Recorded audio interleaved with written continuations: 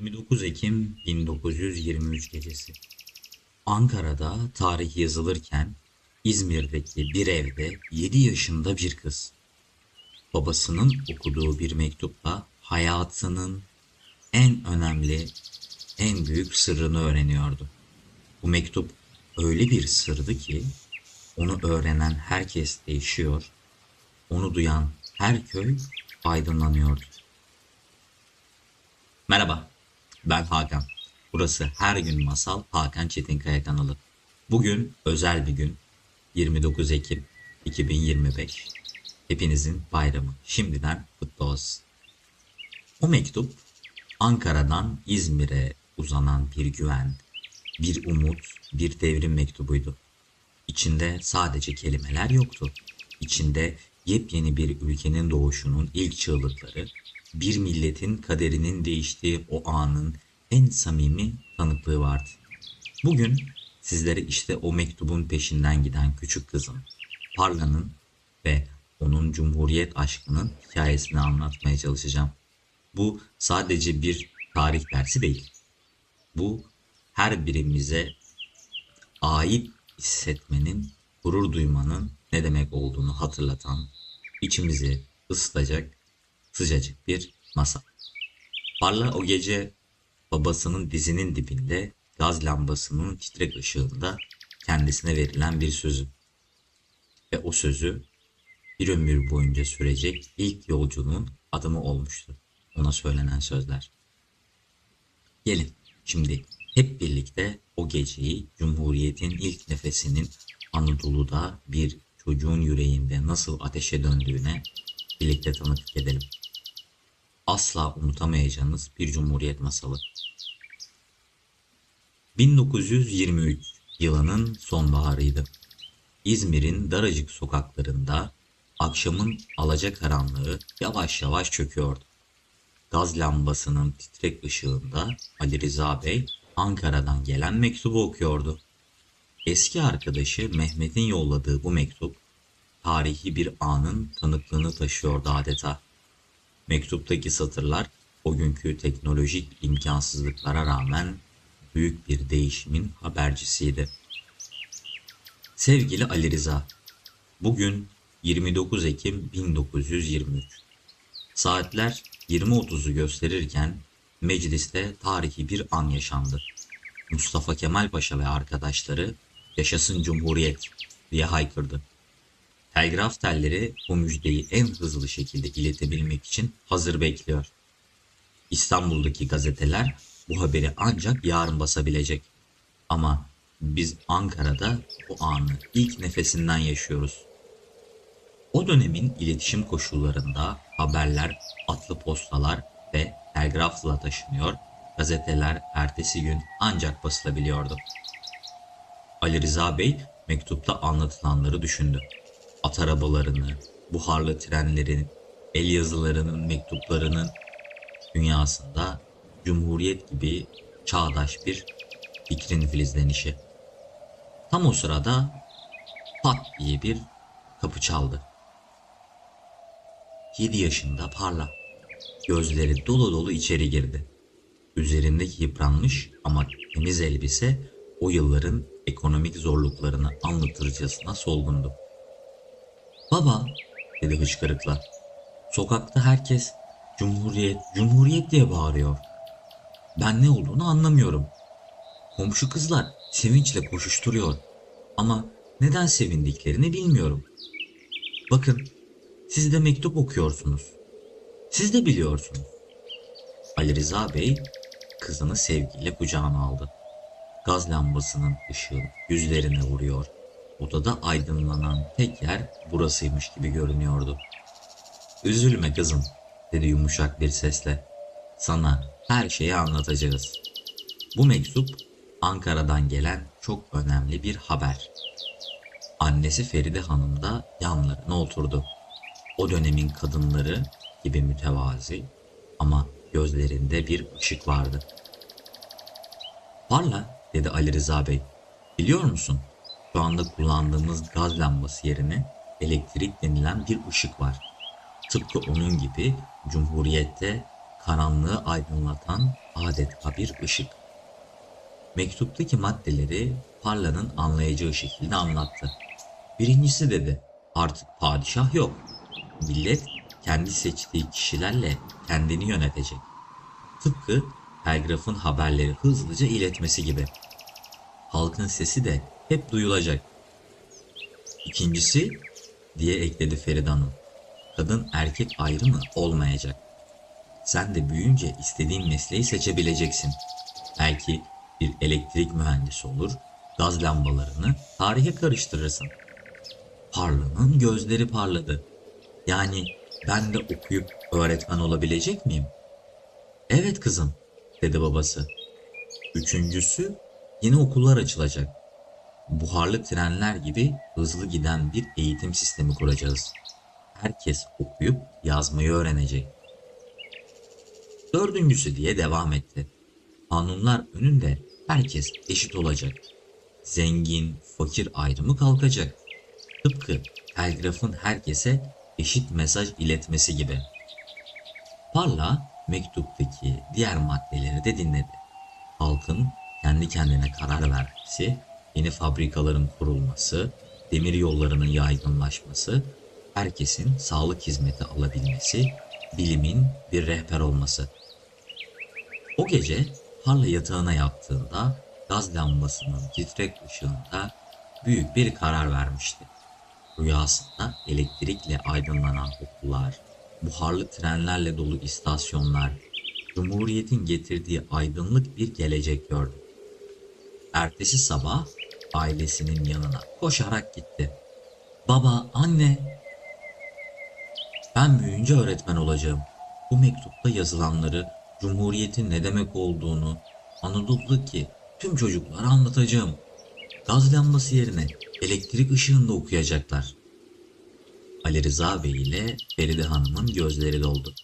Cumhuriyet'in ilk ışığı küçük bir kızın yüreğinde parlıyordu bile. Yıllar İzmir'in portakal bahçelerinde açan çiçekler gibi teker teker açıp geçti. Parla gaz lambasının titrek ışığında geçirdiği unutulmaz geceden sonra verdiği sözü hiç unutmadı. Cumhuriyet'in ilk neslinin çocuğu olmanın bilinciyle büyüdü. 1935 yılına gelindiğinde Türkiye'de artık birçok şey değişmeye başlamıştı. Atatürk'ün dediği gibi hayatta en hakiki mürşit ilim olmuş, eğitim seferberliği tüm hızıyla sürüyordu. Parla, İzmir Kız Öğretmen Okulu'na gitmek için her gün yeni açılan otobüslerden birine biniyor, yolların yapımını, binaların yükselişini izliyordu. Okuldaki günlerinde Cumhuriyet'in getirdiği yenilikleri bizzat kendisi yaşıyordu. Kız çocuklarının artık rahatça okuyabildiği, yeni Latin harfleriyle basılan kitapların sınıfları doldurduğu, karma eğitimin başladığı günleri gördü. En çok da 1934'te kadınlara seçme ve seçilme hakkı verildiğinde okuldaki tüm kızların nasıl coşkuyla kutlama yaptığını asla unutmayacaktı. Mezun olduğu gün okul müdürü onları topladı. Sizler, dedi gururla, Cumhuriyet'in ilk öğretmenlerisiniz. Gideceğiniz yerlerde sadece okuma yazma öğretmeyeceksiniz. Aydınlanmanın, çağdaşlığın, bilimin meşalesini taşıyacaksınız. Parla'nın tayini Anadolu'nun ücra bir köyüne, Sarıçam köyüne çıkmıştı. Ailesi vedalaşırken babası Ali Rıza Bey o gece mektubu tekrar verdi. Al kızım, dedi duygulu bir sesle. Ankara'dan gelen bu mektup senin için bir rehber olsun. Cumhuriyetin ilk nefesini taşıyor. Yolculuk günler sürdü. Önce buharlı trenle Ankara'ya, oradan posta arabasıyla ilçeye, en sonunda da at sırtında köye ulaştı. Yolda giderken Cumhuriyet'in henüz ulaşmadığı yerleri gördü. Elektriğin olmadığı, yolun bulunmadığı, sağlık ocağı görülmeyen köyler. Sarıçam köyüne vardığında karşılaştığı manzara onu hem üzdü hem de kararlılığını pekiştirdi. Köy dağların arasında saklanmış gibiydi. Okul tek odalı kerpiçten bir binaydı. Pencerelerinde cam yerine tahta kapaklar vardı. İçeride sıralar yamalı, kıymalı, kara tahta ise neredeyse silinmeye yüz tutmuştu. Köy muhtarı Hasan Ağa onu karşıladı. "Hoş geldin öğretmenim. Bizim köyde elektrik yok, yol yok, doktor yok ama en kötüsü," diye ekledi içini çekerek. "Umut yok, umut. Çocuklar okumuyor, aileler okula göndermiyor." Parla ilk günlerinde büyük zorluklarla karşılaştı. Köydeki aileler kız çocuğu okur mu hiç diyorlardı. Erkek çocukları ise tarlada çalışıyordu. İlk yıl tam 29 Ekim'e denk gelen günde şiddetli yağmurlar başladı.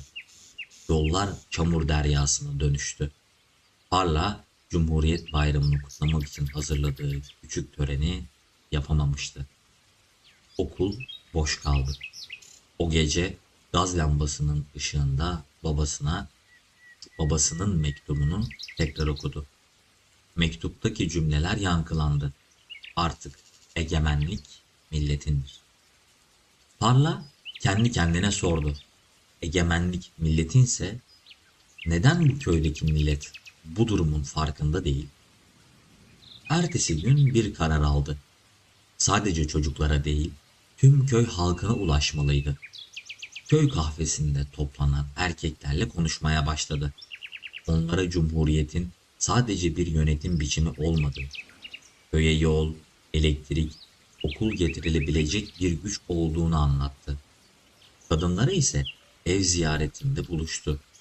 Onlara 1934'te kazanılan seçme ve seçilme hakkının önemini anlattı. "Artık siz de söz sahibisiniz," dedi. Zorlu geçen bir yılın sonunda küçük de olsa bir değişim başladı. Birkaç aile kız çocuklarını okula göndermeye razı oldu. Köydeki çocuk sayısı 12'ye yükseldi. İkinci yılın 29 Ekim'ine hazırlanırken Parla büyük bir plan yaptı. Sadece çocuklara değil, tüm köye Cumhuriyeti anlatacaktı. Babasından kalan mektubu köy meydanında herkese okuyacaktı. Çocuklarla birlikte hazırlıklara başladılar. Sınıfın duvarlarını temizlediler, yırtık bayrakları dikip tamir ettiler. Meydana çiçekler diktiler. Parla çocuklara Cumhuriyet'in anlamını öğretirken onların gözlerindeki merak, öğrenme isteğini görebiliyordu.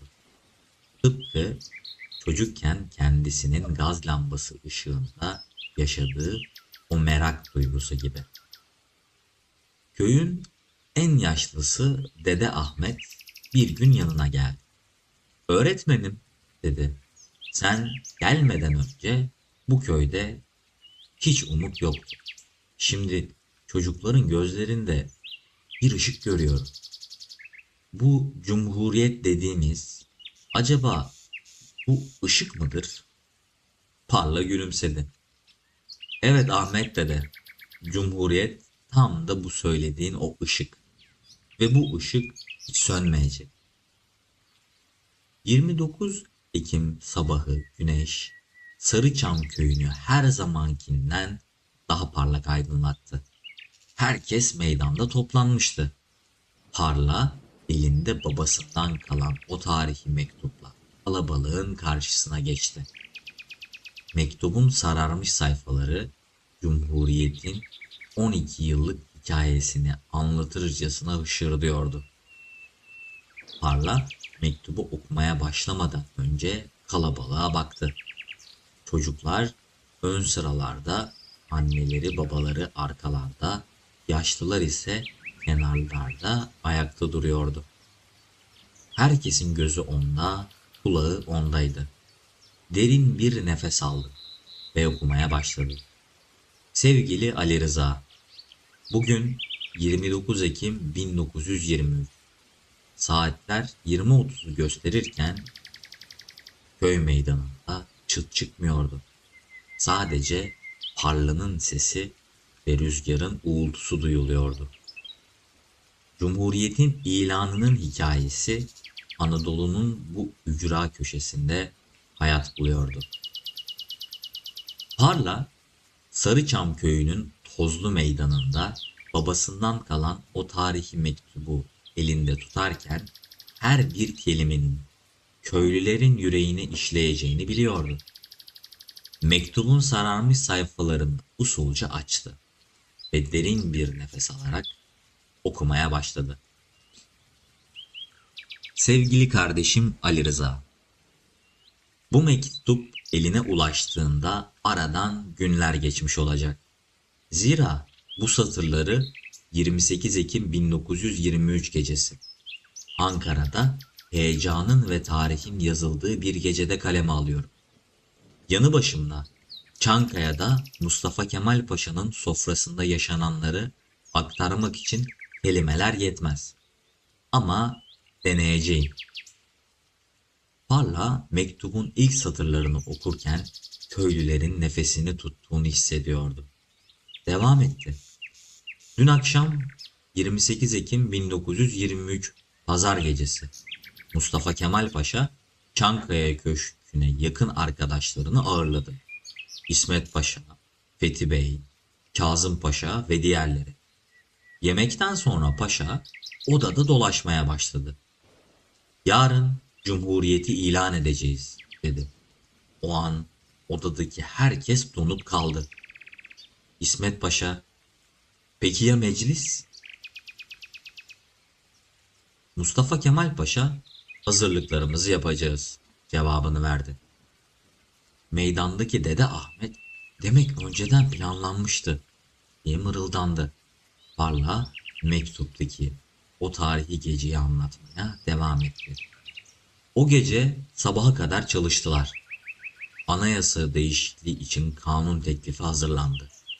20 Ocak 1921'de kabul edilen Teşkilat-ı Esasiye Kanunu'nun maddeleri değiştirilecekti. Hakimiyet, kayıtsız şartsız milletindir ilkesi, Türkiye Devleti'nin hükümet şekli cumhuriyettir maddesiyle taçlandırılacaktı. Parla bu teknik detayı anlatırken köylülerin anlayabilmesi için durup şöyle bir açıklama yaptı. Yani dedi, Cumhuriyet sadece bir gecede doğmadı. Kurtuluş Savaşı'ndan beri milletimiz bunun mücadelesini veriyordu. 23 Nisan 1920'de açılan meclis zaten milli egemenliğin temelini açmıştı. Mektubu okumaya devam etti. 29 Ekim sabahı meclis saat 10'da toplandı. Kanun teklifi ivedilikle görüşülmek üzere gündeme alındı.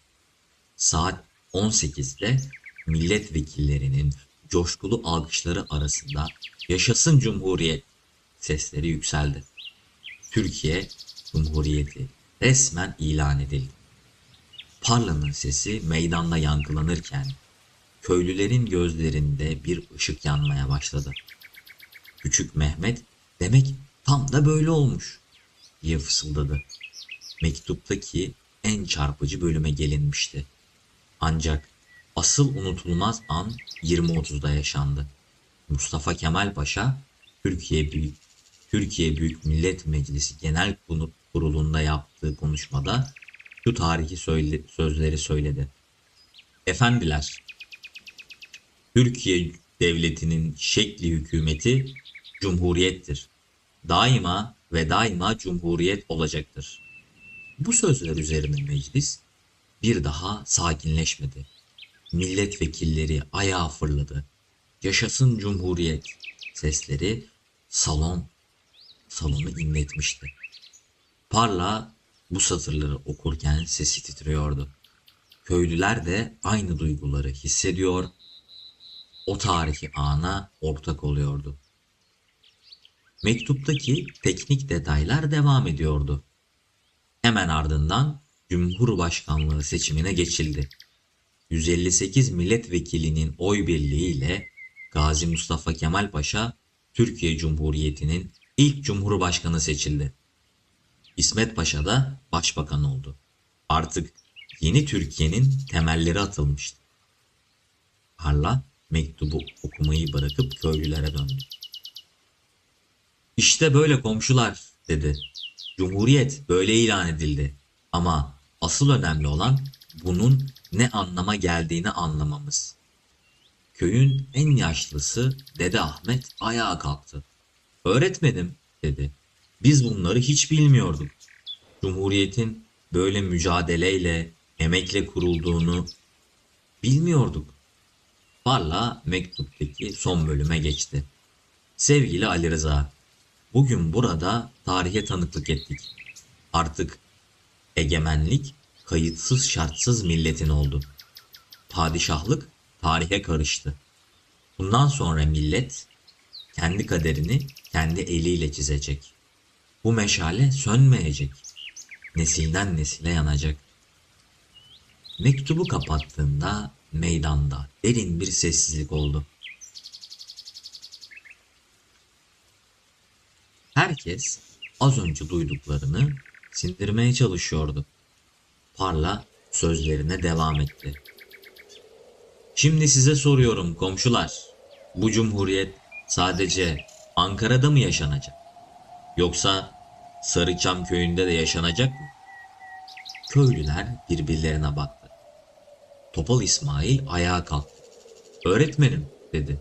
Ben cahil bir adamım. Ama şunu anladım. Cumhuriyet demek kızımın okuması demekmiş. Yarın kızımı okula getireceğim.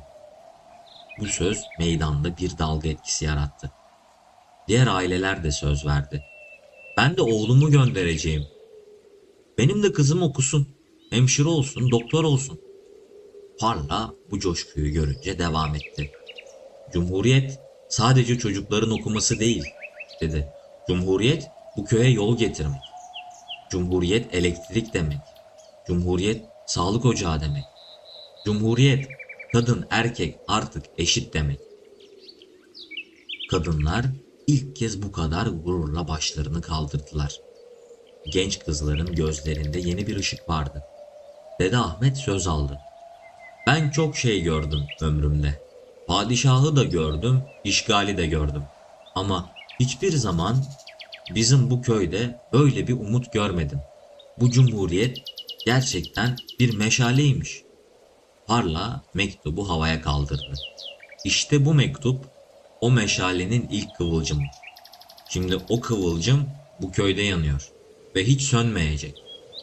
Meydandaki kalabalık yaşasın cumhuriyet diye bağırmaya başladı. Çocuklar, anneler, babalar, yaşlılar hepsi aynı coşkuyu paylaşıyordu. Parla mektubu tekrar açtı ve son kez okudu. Bu meşale sönmeyecek. Nesilden nesile yanacak.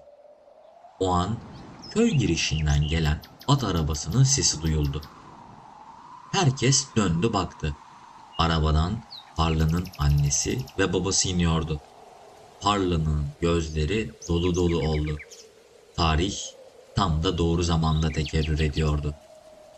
Ali Rıza Bey kalabalığa karıştı ve kızına sarıldı. Kızım dedi. O gece gaz lambasının ışığında anlattığımız cumhuriyet bugün bu köyde gerçek oldu. Meydandaki herkes bu duygusal ana tanıklık ediyordu. Cumhuriyetin hikayesi nesilden nesile aktarılıyor, Sarıçam köyünde yeniden hayat buluyordu. Parla babasının elini tuttu. Baba dedi, işte Cumhuriyetin gerçek anlamını anladılar. Artık bu köy asla eskisi gibi olmayacak. Ali Rıza Bey köylülere döndü. Komşular, sizler Cumhuriyet'in gerçek sahiplerisiniz. Bu meşale unutmayın her zaman yanacak. Meydanda yükselen yaşasın Cumhuriyet sesleri dağlarda yankılanıyor. Cumhuriyet'in 10. yılına yakışır bir coşkuyla Sarıçam köyünden tüm Anadolu'ya yayılıyordu. Ali Rıza Bey'in köy meydanına girişi adeta Cumhuriyet'in Anadolu'ya gelişini simgeliyordu. Tozlu yollardan gelmişti ama yüreği Cumhuriyet duygusuyla doluydu. Parla'ya sarılırken gözleri meydandaki kalabalık dolaştı. Çocukların ışıl ışıl parlayan gözlerinde, kadınların gururla dik duruşunda, yaşlıların umut dolu bakışında Cumhuriyet'in izlerini görüyordu. Kızım dedi büyük bir sesle. Babanın mektubunu öyle bir okumuşsun ki sanki Ankara'daki o tarihi anı bu köy meydanında yeniden yaşatmışsın. Feride Hanım da kızının yanına geldi. Onun gözleri de aynı coşkuyu yansıtıyordu. Parla, biz senin bu köyde neler yaşadığını, neler başardığını duyduk. İzmir'deki komşularımız bile Sarıçam'ın Cumhuriyet Köyü olarak aydınlandığını söylüyor. Ali Rıza Bey köylülere döndü ve tarihin içinden gelen bir sesle konuşmaya başladı. Komşular, ben 1881 doğumluyum. Yani Sultan II. Abdülhamit döneminde doğdum.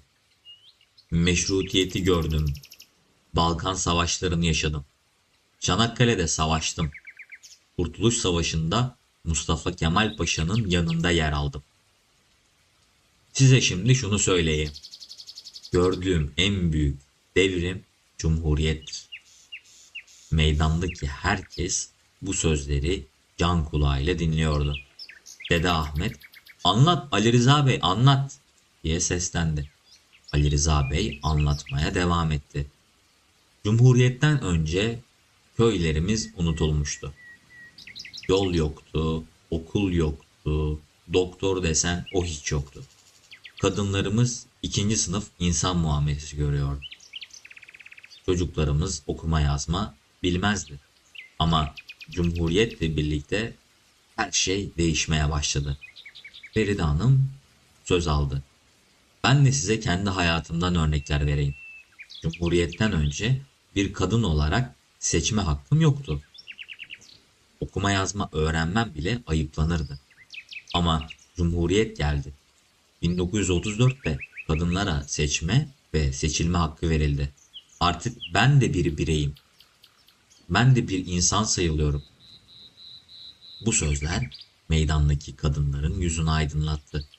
Genç kızlardan Emine, demek biz de bir gün milletvekili olabiliriz diye haykırdı.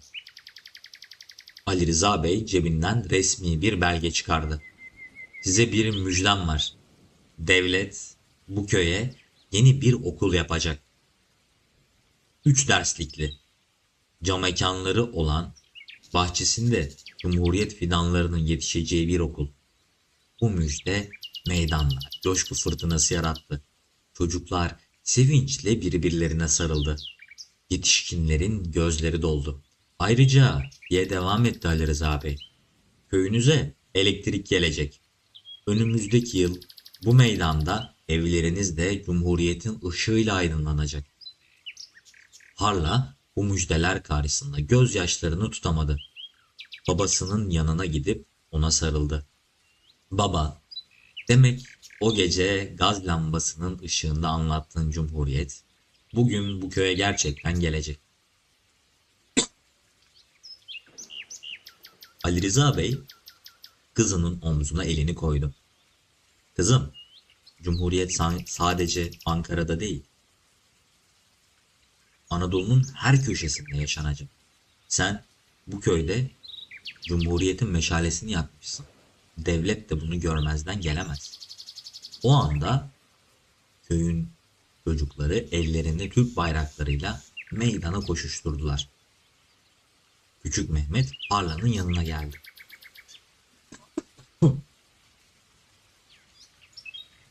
Pardon. Öğretmenim, ben büyüyünce mühendis olacağım. Ve sadece bu köye değil, tüm Anadolu'ya elektrik götüreceğim. Küçük Ayşe söz aldı. Ben de doktor olup köyümüzdeki herkesi iyileştireceğim. Bu sözler meydandaki herkesi duygulandırdı. Dede Ahmet gözlerindeki yaşları silerek işte galiba Cumhuriyet'in gerçek anlamı bu dedi. Çocuklarımızın geleceğe umutla bakması. Parla meydandaki herkese seslendi. Gördünüz mü komşular? Cumhuriyet işte bu çocukların hayalleridir. Cumhuriyet işte bu kadınların özgürlüğüdür. Cumhuriyet işte bu köyün aydınlanmasıdır. Ali Rıza Bey cebinden çıkardığı bir paketi Parla'ya uzattı. Kızım, bu da bizden sana, bu köyün çocuklarına küçük bir armağan. Parla paketi açtığında içinden yepyeni kitaplar, defterler, kalemler çıktı. Çocukların gözleri parladı. Cumhuriyet'in 10. yılına özel basılan bu kitaplar adeta yeni bir dönemin müjdecisi gibiydi.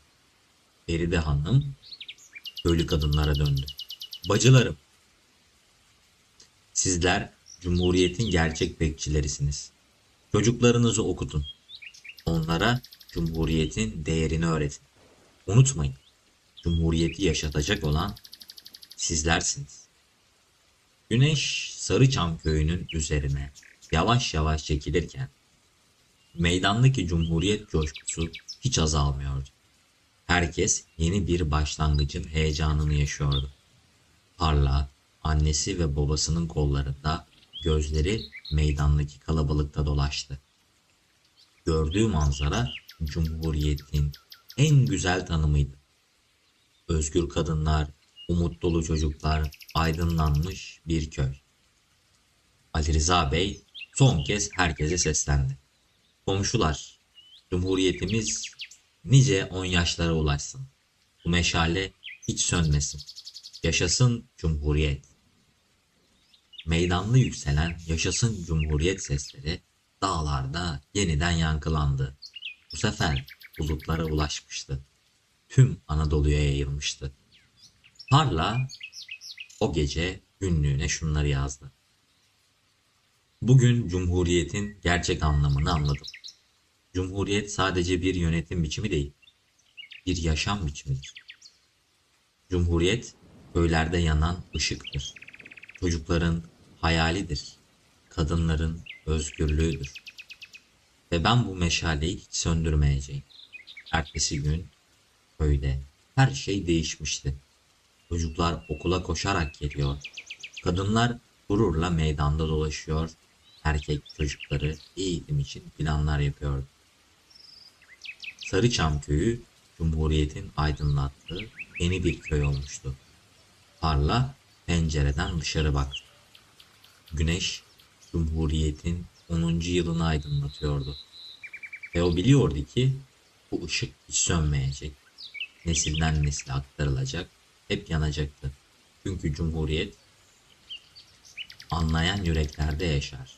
Çünkü Cumhuriyet sahip çıkan ellerde büyür ve asla sönmez. Unutmayın, her masalda gerçeklik payı vardır. Cumhuriyet Bayramımız kutlu olsun. Yeni bir masalda tekrar görüşmek üzere. Hoşça kalın.